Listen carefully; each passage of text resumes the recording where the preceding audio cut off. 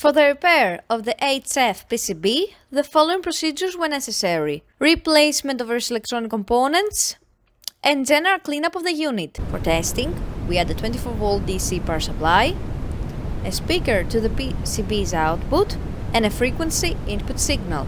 By manipulating the frequency signal, we can hear that the noise from the speaker changes accordingly.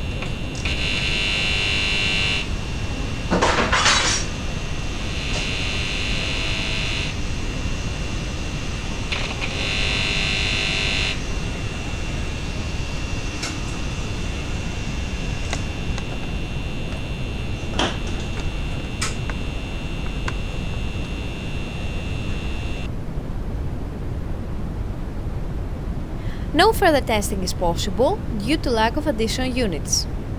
It is now clear that the PCB is working successfully and is ready to be delivered to the customer.